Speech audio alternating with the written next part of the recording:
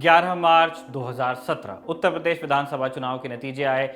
देश के सबसे बड़े सूबे में 15 साल बाद भाजपा ने वापसी की थी।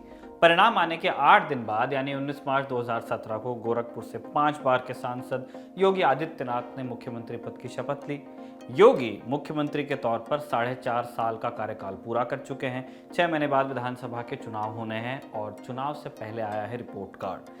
ये रिपोर्ट कार्ड खुद योगी सरकार की ओर से जारी किया गया है। क्या है रिपोर्ट कार्ड के दावे और इस पर विपक्ष का क्या कहना है और क्या कहते हैं असल आंकड़े, इसी पर बात करेंगे आज के प्रश्न प्रदेश में। नमस्कार, मेरा नाम है निखिल और आप देखना शुरू कर चुके हैं हमारी खास पेशकश उत्तर प्रदेश की खबरों पर प्रश्न प्रदेश। शुरुआत कानून व्यवस्था से। अपने रिपोर्ट कार्ड में योगी सरकार ने दावा किया है कि 4.5 साल के कार्यकाल में गुंडे माफिया चूर हुए हैं और लोगों का भय दूर। योगी सरकार द्वारा जारी आंकड़ों के मुताबिक इन 4.5 सालों में एफसीआर के आंकड़ों के मुताबिक साल 2016 की तुलना में साल 2020 में डकैती में 70.1%, लूट में 69.3%, हत्या में 29.1%, बलवे में 33%, रोड होल्डअप में 100%, अपहरण में 35.3%, दहेज मृत्यु हत्या में 11.6% व बलात्कार के मामलों में 52% की कमी आई है। 11,864 इनामी अपराधियों की गिरफ्तारी हुई, 150 अपराधी एनकाउंटर में मारे गए और 3,427 अपराधी घायल हुए।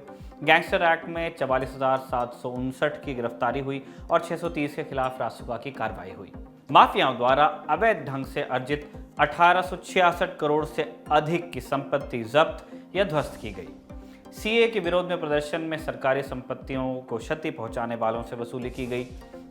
बेहतर पुलिसिंग के लिए लखनऊ, नोएडा, कानपुर नगर एवं वाराणसी में पुलिस कमिश्नरेट प्रणाली लागू की गई।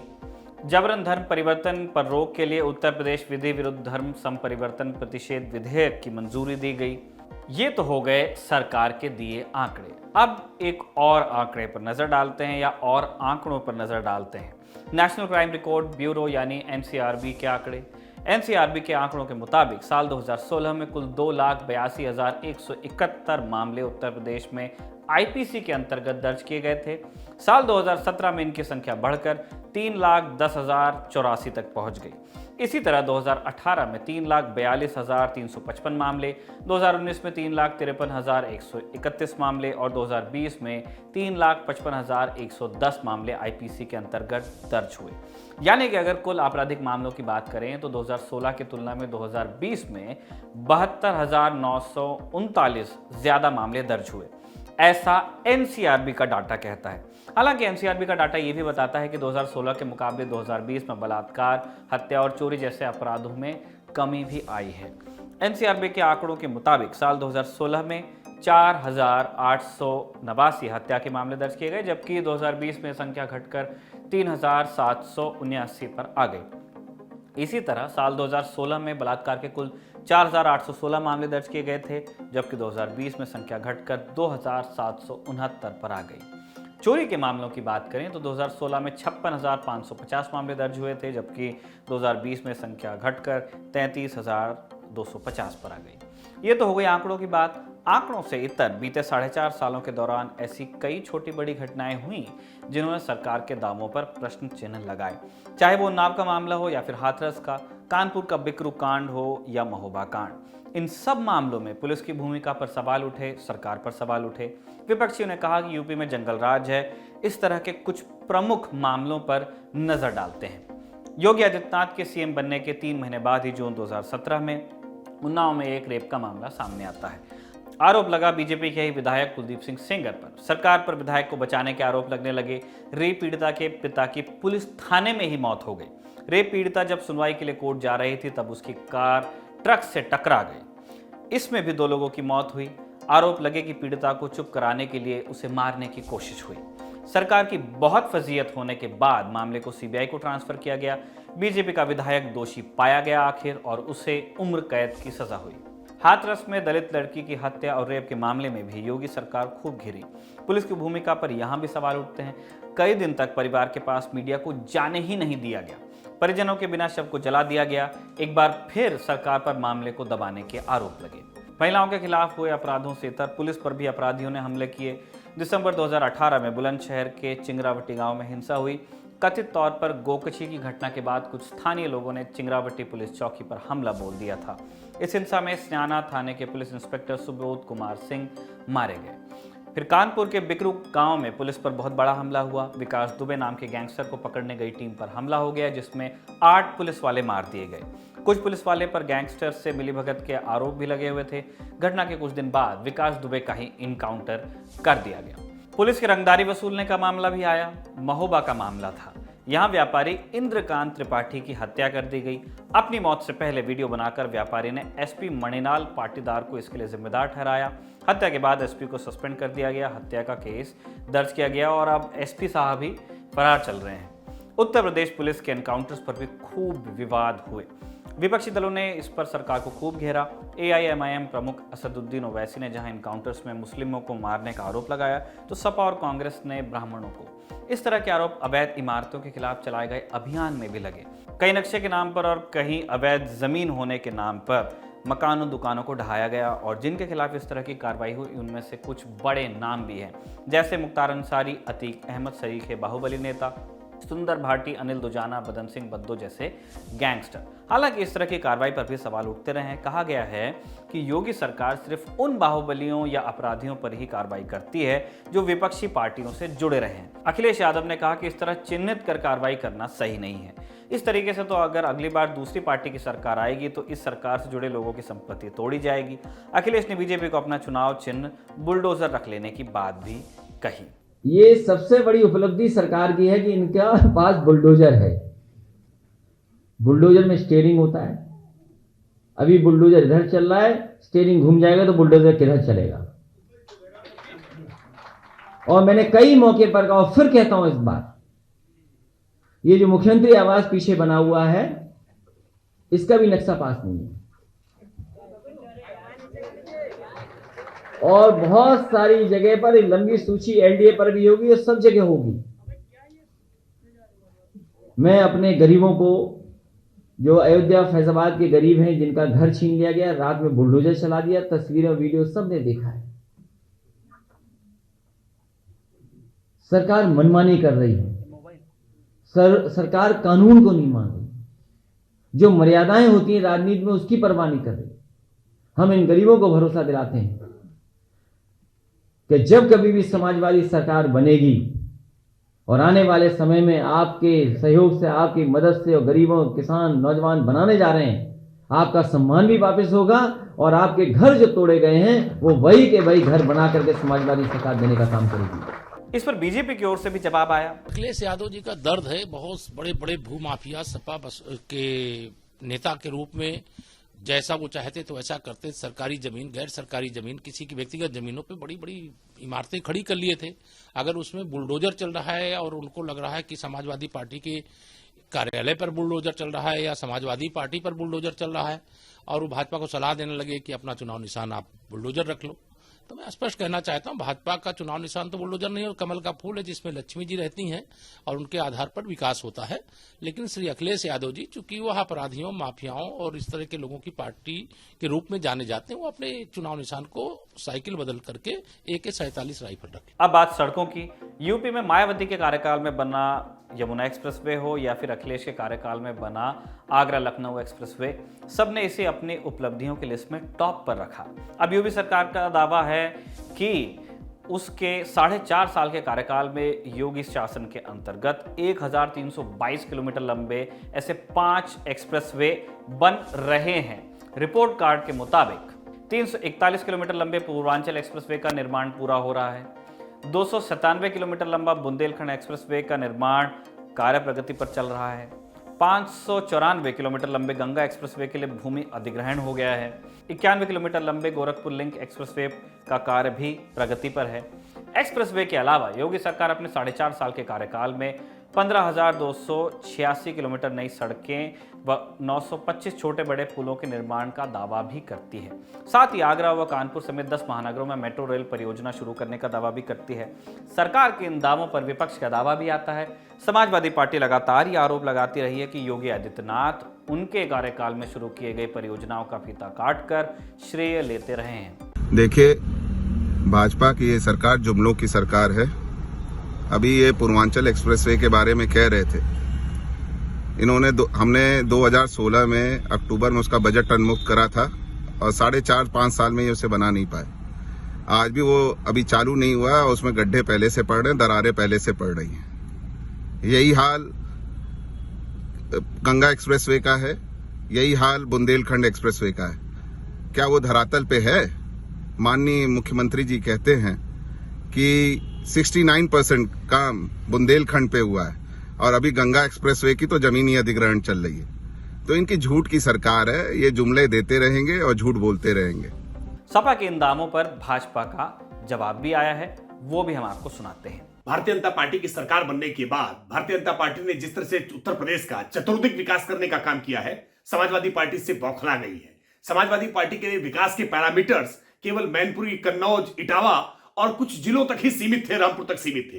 लेकिन आज भारतीय जनता पार्टी की सरकार बनने के बाद हमने सहारनपुर से लेकर के सोनभद्र तक, मिर्जापुर से लेकर के मुरादाबाद तक, पूरे उत्तर प्रदेश में हर क्षेत्र में, चाहे चिकित्सा हो, चाहे शिक्षा हो, चाहे सड़क हो, चाहे पुल हो, चाहे सिंचाई हो, चाहे किसान हो, चाहे नौजवान हो, चाहे महिला हो, हर विषय पर हमने काम करने का काम किया है। और इसीलिए आज समाजवादी पार्टी लगातार परेशान है। समाजवादी पार्टी का यह आरोप पूरी तरह से बेबुनियाद है कि हम उनके फीते काटने का काम कर रहे हैं। वास्तविकता में समाजवादी पार्टी ने अंतिम समय में कुछ 1 लाख रुपए डाल करके कई करोड़ों की परियोजनाओं का, कई 100 करोड़ों की परियोजनाओं का उद्घाटन कर दिया था। मसलन पूर्वांचल एक्सप्रेसवे में 1 लाख रुपए दे करके उन्होंने पूर्वांचल एक्सप्रेसवे का शिलान्यास कर दिया था। वास्तविकता में उत्तर प्रदेश की सरकार आने के बाद जब योगी आदित्यनाथ जी ने जब से गद्दी संभाली, उन्होंने तमाम ऐसे प्रोजेक्ट्स उनको शुरू करने का काम किया जो जनता के लिए बहुत जरूरी थे।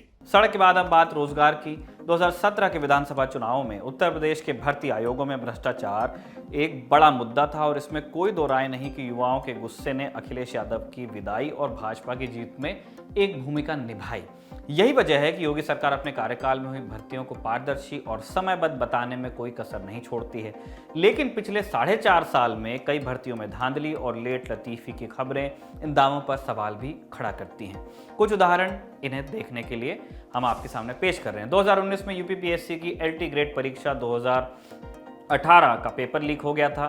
2018 उस परीक्षा के नाम में है, 18 की परीक्षा थी। इस मामले में यूपी लोक सेवा आयोग की परीक्षा नियंत्रक रही अंजू कटियार को गिरफ्तार किया गया था। मार्च 2021 में यूपीएसएसएससी ने ग्रामीण विकास अधिकारी, ग्राम पंचायत अधिकारी की भर्ती के लिए आयोजित हुई परीक्षा को रद्द कर दिया क्योंकि SIT जांच में पता चला कि परीक्षा के बाद OMR शीट में गड़बड़ी की गई थी। धांधली करने वाले लोग आयोग के स्कैनिंग रूम से कॉपी निकालकर बाहर ले गए और उसमें आंसर भरकर वापस भी रख गए। इस मामले में 11 लोग गिरफ्तार किए गए थे। 69,000 शिक्षक भर्ती मामले में भी खूब धांधली के आरोप लगे। आरक्षण, कट ऑफ और सवालों के उत्तर को लेकर मामला हाई कोर्ट और सुप्रीम कोर्ट तक गया। तो दूसरी तरफ धांधली और पेपर आउट होने की शिकायतें भी आई, कई गिरफ्तारियां भी हुई। फिलहाल सरकार का दावा है कि भर्ती पूरी कर ली गई है। हालांकि आरक्षण नियमों में धांधली का आरोप लगाते हुए हजारों की संख्या में अभ्यर्थी अभी भी लखनऊ में प्रदर्शन कर रहे हैं। इसके अलावा प्राथमिक स्कूलों के लिए शिक्षकों की भर्ती की मांग, 2016 की दरोगा भर्ती के अभ्यर्थियों की नियुक्ति, 41,520 सिपाहियों की भर्ती में खाली सीटों को भरने की मांग को लेकर अभ्यर्थी लगातार प्रदर्शन करते हैं, ट्विटर पर ट्रेंड कराते हैं। योगी सरकार अपने रिपोर्ट कार्ड में दावा करती है कि पिछले 4.5 सालों में 4.5 लाख युवाओं को रोजगार दिया गया। इस आंकड़े पर भी खूब सवाल उठ रहे हैं। विपक्ष और सरकार के बीच कई बार नोकझोंक भी हुई। विपक्ष आरोप लगाता है कि सरकार लोगों को भ्रमित कर रही है। झूठ बोलना भारतीय जनता पार्टी का और उत्तर प्रदेश के मुख्यमंत्री श्री आदित्यनाथ जी की शैली बन चुकी है, संस्कार बन चुका है। उत्तर प्रदेश का नौजवान जब नौकरियों के मामले में पूछता है कि मुख्यमंत्री जी आपने नौकरियां कहां दी, तो सरकार सूचना के अधिकार के अंतर्गत सूचना देने से मना कर देती है। लगातार प्रदेश का नौजवान नौकरियों को लेकर संघर्ष कर रहा है और उत्तर प्रदेश की सरकार लाठियों से पिटवाने का काम करती है। मुख्यमंत्री जी झूठ बोलना बंद करिए। यदि नौकरियां दी हैं तो वो कहां हैं? हम तो कहते हैं, कांग्रेस पार्टी मांग करती है कि अगर आपने नौकरियां दी हैं तो उस पर श्वेत पत्र लाइए और बताइए, जो लाखों करोड़ों रुपए आप होर्डिंग बैनर में लगा रहे हैं, बताइए किस जनपद में, किस विभाग में कितनी नौकरियां कहां पर मिली। उत्तर प्रदेश की भाजपा सरकार सिर्फ और सिर्फ झूठ पर आधारित है। कांग्रेस पार्टी श्रीमती प्रियंका गांधी जी लगातार नौजवानों की आवाज़ उठा रही हैं, लेकिन उत्तर प्रदेश के अहंकारी मुख्यमंत्री सिर्फ होर्डिंग और बैनर लगाकर झूठा प्रोपेगेंडा कर रहे हैं। जमीनी हकीकत रोजगार के नाम पर कुछ नहीं है, जीरो है, शून्य है।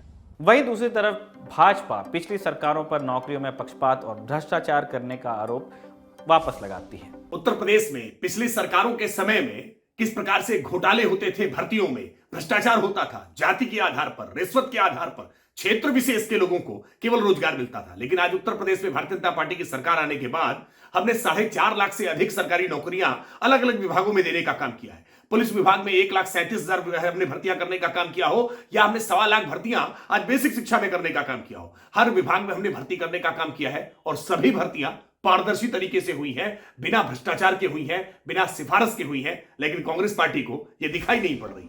रोजगार के मोर्चे पर सरकार की उपलब्धियों की बात करें तो सबसे ऊपर है अभ्युदय योजना, एक ऐसी योजना जिसके जरिए उत्तर प्रदेश सरकार सिविल सर्विसेज और दूसरी भर्तियों की ऑनलाइन और ऑफलाइन क्लासेस के जरिए निःशुल्क तैयारी करवाती है। अभ्युदय योजना के अंतर्गत नीट जेईई से लेकर यूपीएससी और यूपीपीएससी के अभ्यर्थियों की क्लास लगती है। अभ्युदय योजना के लिए टेस्ट होता है और टेस्ट पास करने वालों को क्लासेस के लिए चुना जाता है। कानून व्यवस्था, सड़क और रोजगार के बाद अब बात कोरोना मैनेजमेंट की। कोरोना की पहली लहर जब आई तो योगी सरकार के कामकाज की तारीफ हुई, चाहे वो बस भेजकर छात्रों और मजदूरों को वापस लाने की बात हो या फिर संक्रमण रोकने के लिए किए गए उपायों की। लेकिन कोरोना की दूसरी लहर के दौरान हमने जो हालत देखे शायद ही उसे कोई भूल पाए। इस साल अप्रैल और मई के महीने में हमने अपने परिजनों को बचाने के लिए दवाई के लिए भटकते परिवारों को देखा, अस्पताल से लेकर श्मशान तक लगी लंबी लंबी लाइनों को देखा, हमने ऑक्सीजन को लेकर मचे हाहाकार को भी देखा, हमने दिन रात एक साथ जलती दर्जनों और सैकड़ों चिताओं को देखा, लाशों को गंगा में भी बहते देखा और सैकड़ों की संख्या में किनारे पर दफन होते भी देखा। हालांकि इन सब के बावजूद योगी सरकार दावा करती है कि उसने कोरोना के मामले में दूसरे राज्यों के मुकाबले बेहतर तरीके से काम किया है और इसके लिए उसकी तारीफ विदेशों में भी होती है। रिपोर्ट कार्ड में इस बात को भी शामिल किया गया है कि राज्य में अब तक 9 करोड़ वैक्सीन की डोज लगाकर देश में सूबा पहले स्थान पर है। कोरोना मैनेजमेंट को लेकर योगी सरकार के दावों पर विपक्ष का क्या कहना है वो भी सुन लीजिए। भारतीय जनता पार्टी सरकार की वजह से कोरोना काल में लाखों लोग बिना ऑक्सीजन और बेड के अपनी जान गंवा बैठे। उत्तर प्रदेश की वो फोटो कोई भूला नहीं है जब कोरोना काल में करोड़ों लोग पैदल चल रहे थे और उस समय भी कांग्रेस पार्टी, श्रीमती प्रियंका गांधी जी और वैज्ञानिक लगातार कह रहे थे कि आप तैयारी करिए, वैक्सीनेशन कराइए। आज भी वैक्सीनेशन सिर्फ 10% डबल डोज हो पाया है। भाजपा सरकार सिर्फ और सिर्फ झूठ बोल रही है।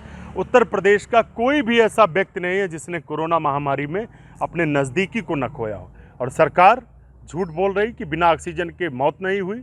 अरे सच्चाई तो ये है कि उत्तर प्रदेश में सरकार की वजह से रेमडेसिविर इंजेक्शन जो 1200 का है वो 25,000 रुपये का मिल रहा था। लोग ऑक्सीजन के लिए लाइन लगाए हुए थे। भाजपा सरकार और आदित्यनाथ जी की अक्षमता की वजह से उत्तर प्रदेश में सबसे ज़्यादा कोरोना की लहर प्रभावी हुई। इसका सिर्फ और सिर्फ अगर कोई जिम्मेदार है तो भारतीय जनता पार्टी की डबल इंजन की सरकार है। अब विपक्ष ने जो आरोप लगाए हैं उस पर भाजपा का जवाब भी सुन लीजिए। कोरोना के आधार पर कुछ राजनीतिक दल अपने लिए राजनीतिक रोटी सेकने का काम कर रहे हैं। यह बहुत दुर्भाग्यपूर्ण है। कोरोना एक ऐसी महामारी है जिससे पूरा विश्व पीड़ित हुआ था, लेकिन उत्तर प्रदेश जो 24 करोड़ की आबादी का राज्य है, जिस तरह से कोरोना का हमने डटकर के मुकाबला किया है, अगर उत्तर प्रदेश और दिल्ली के बीच में तुलना करके देखें तो 1.5 करोड़ की आबादी की दिल्ली में 27,000 मौतें हुई हैं और उत्तर प्रदेश जहां 24 करोड़ की आबादी है वहां 24,000 मौतें हुई हैं। एक भी मौत का होना दुखदाई है। लेकिन आज चाहे WHO हो, चाहे नीति आयोग हो, चाहे मुंबई हाई कोर्ट हो, चाहे प्रधानमंत्री जी हो, अलग अलग तमाम एजेंसियों ने, यहां तक कि ऑस्ट्रेलिया के एक मंत्री और सांसद ने उत्तर प्रदेश के मुख्यमंत्री योगी आदित्यनाथ जी की कोरोना प्रबंधन के लिए तारीफ की है। लेकिन कुछ लोग केवल राजनीतिक कारणों से कोरोना को मुद्दा बनाने की कोशिश कर रहे हैं और उसके आधार पर वोट बटोरने की कोशिश कर रहे हैं। लेकिन कोरोना पर जिस तरह से हमने काम किया है, हमें पूरा भरोसा है कि उत्तर प्रदेश की जनता भारतीय जनता पार्टी के साथ रहेगी। सरकार के दावों और विपक्ष के आरोपों पर क्या है विशेषज्ञों की राय, अब ये जानने का वक्त है। ये समझने के लिए हमने बात की वरिष्ठ पत्रकार रतन मणिलाल से। देखिए, मैं आपको सच बताऊं तो पिछले 2 मुख्यमंत्रियों का जो कार्यकाल था ना, 2007 से 12 तक बसपा की सरकार थी और 12 से 17 तक सपा का राज था, ठीक है ना। तो एक बार मायावती मुख्यमंत्री थी, फिर अखिलेश यादव हुए, 2017 से ये हैं। तो अगर मैं इस पोजीशन में हूं अभी कि मुझे बहुत स्पष्ट रूप से याद है, क्योंकि मैंने लगातार लिखा है, कमेंट किया है, बोला है कि मायावती के 5 साल के कार्यकाल में कैसा था माहौल, फिर अखिलेश यादव के कार्यकाल में, और फिर इधर 4.5 साल में क्या रहा। तो मुझे ऐसा लगता है कि किसी भी कार्यकाल को आप किसी भी पैरामीटर पे पूरी तरह से खारिज नहीं कर सकते, और किसी भी पैरामीटर पे आप पूरी तरह से सफल भी नहीं कह सकते। सरकारें देखिए ऐसे ही चलती हैं। कुछ मामलों में आप कह सकते हैं कि बसपा के शासन में चीजें कुछ मामलों में शायद बेहतर थी, लेकिन कुछ मामलों में बहुत खराब थी। ठीक इसी तरह सपा के कार्यकाल में भी कुछ मामलों में बड़ा काम हुआ, लेकिन कुछ मामलों में इतना खराब माहौल हो गया था कि लोग कहने लगे थे कि अब ये सरकार बदलनी चाहिए। ठीक वैसे ही ये जो 4.5 साल का कार्य है, इसमें हम कुछ चीजें ऐसी गिना सकते हैं कि चीजें बेहतर हुई, और कुछ चीजें ये हम कह सकते हैं कि कुछ सुधार नहीं हुआ है। तो मैं ये तो नहीं कहूंगा कि जो विपक्ष कह रहा है वो भी पूरी तरह सही है, लेकिन हाँ, हम ये जरूर कह सकते हैं कि सरकार जिस तरह के आउटस्टैंडिंग बदलाव की बात कर रही है, वैसा आउटस्टैंडिंग बदलाव तो उत्तर प्रदेश में नहीं हुआ है, लेकिन हाँ, थोड़ा बदलाव इसलिए हुआ है कि मुख्यमंत्री का जो काम करने का तरीका है, उनका अपने अधिकारियों से, सरकारी मशीनरी से डील करने का तरीका, और बहुत ही एक्टिवली पूरे प्रदेश का दौरा करके वहां पे लोगों से डायरेक्टली बात करने का तरीका, क्योंकि उनकी जो पृष्ठभूमि है वो लोगों से बात करने वाली है गोरखनाथ की वजह से। तो इन सब वजहों से मुख्यमंत्री की एक अलग तरह की छवि बन गई है कि वो बहुत स्पष्टवादी हैं, बहुत ही कड़क छवि है उनकी, और एक हार्ड टास्क मास्टर है, क्योंकि उनका काम करने का तरीका बहुत ही पुशिंग है। वो जिस चीज को करना है वो करवा लेते हैं, लेकिन कुछ मामलों में वो कहीं ना कहीं पीछे छूट जाते हैं। तो आपकी बात का जवाब मैं यूं दूंगा कि विपक्ष जिस तरह से सरकार को पूरी तरह से फेल कह रही है, वो मुझे लगता है बिल्कुल सही नहीं है, क्योंकि कोरोना क्राइसिस के बारे में तो हम लोग खुद देख रहे हैं लखनऊ में बैठ के, और जितने बड़े शहर हैं कि वहां पे कोरोना को बहुत ही प्रभावशाली तरीके से कंट्रोल किया गया है, और वैक्सीनेशन काफी बड़े स्तर पे हुआ है उत्तर प्रदेश में, और आज भी हो रहा है। नंबर 2, पिछले साल के कोरोना की विभीषिका के बाद जिस तरह से लोगों का पलायन हुआ था, तो हम सब लोगों को लखनऊ में लगता था कि अब ये सारे लोग जो कि परेशान हैं, जिनकी नौकरी चली गई है, जिनका रोजगार चला गया है, तो पता नहीं पूरे प्रदेश में किस तरह की अशांति फैल जाएगी, और ये सारे लोग अपने लिए कुछ ना कुछ ऐसा करेंगे कि कहीं लॉ एंड ऑर्डर की सिचुएशन ना हो जाए, ये तक बात होती थी। लेकिन वैसा नहीं हुआ। तमाम सारे लोगों को अकोमोडेट करने की कोशिश की गई, कई लोग अकोमोडेट हुए भी, कई लोग नहीं हुए। तीसरी बात की उत्तर प्रदेश की अर्थव्यवस्था पे जो लॉकडाउन और कोरोना से जुड़े हुए जो रिस्ट्रिक्शंस थे, उनका जो असर हुआ, वो एक बारगी तो हम लोगों को भी लगा था कि ये सब चीजें बैठ जाएंगी बिल्कुल, लेकिन पिछले 4 महीनों से जिस तरह का रिवाइवल हुआ है जून के बाद से, जून, जुलाई, अगस्त, सितंबर, वो देख के लगता है कि ये रिवाइवल तभी हो सकता है जब लोगों को ये भरोसा हो कि हाँ, हमें जो कुछ हमारा व्यापार है या रोजगार है वो करने के मौके हमें मिलते रहेंगे। सरकार ने भी छूट देना शुरू किया, कुछ ढिलाई देना शुरू किया। तो मुझे लगता है कुछ 4-5 चीजें ऐसी हैं जिसमें सरकार का जो अचीवमेंट है, जो उपलब्धि है, वो वाकई में बाकी राज्यों की तुलना में कहीं बेहतर है। और लास्ट में ये कि जो इन्वेस्टमेंट की बात हो रही है, चाहे वो क्या बोलते हैं, डिफेंस कॉरिडोर को लेके हो, या फिर जो तमाम सारी बड़ी कंपनियां उत्तर प्रदेश में आकर अपना यूनिट लगाने की बात कर रही थी, उसमें काफी हद तक सफलता मिली है, जो कि पिछले 2 सरकारों में बड़े उस स्तर पर नहीं मिल पाई थी जिस तरह का दावा किया जाता था। ये शायद इसलिए हो रहा है क्योंकि केंद्र सरकार की ओर से भी लोगों को प्रमोट किया जा रहा होगा कि उत्तर प्रदेश जाके वो कुछ करें। तो उत्तर प्रदेश सरकार को केंद्र सरकार के पूरे समर्थन की वजह से भी थोड़ा सा फर्क यूपी में पड़ा है। तो ये था आज का प्रश्न प्रदेश। हमने आपको योगी सरकार के दावे बता दिए, आंकड़े बता दिए, विपक्ष के आरोपों को बताया और उस पर सत्ता पक्ष की ओर से आए जवाब भी बता दिए। योगी सरकार के रिपोर्ट कार्ड के बारे में आपका क्या सोचना है, ये आप कमेंट बॉक्स में लिखकर जरूर बताएं। साथ ही आज के प्रश्न प्रदेश के बारे में आपकी जो भी राय हो वो भी आप हमें कमेंट बॉक्स में बता सकते हैं। अगर आपके भी कुछ प्रश्न हैं जो आप चाहते हैं कि प्रश्न प्रदेश में पूछे जाएं, तो आप हमें अपने सवाल मेल कर सकते हैं dillalantopup@gmail.com पर। कल आपसे फिर मुलाकात होगी, तब तक के लिए शुक्रिया। कौन से सवाल का जवाब है यूपी? कौन सी देनदारियों का हिसाब है यूपी?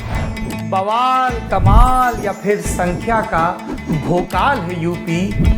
किसी का हासिल तो किसी का मलाल है यूपी। खुशहाल, बदहाल या बहरहाल है यूपी? बताओ तुम्हारा क्या हाल है यूपी?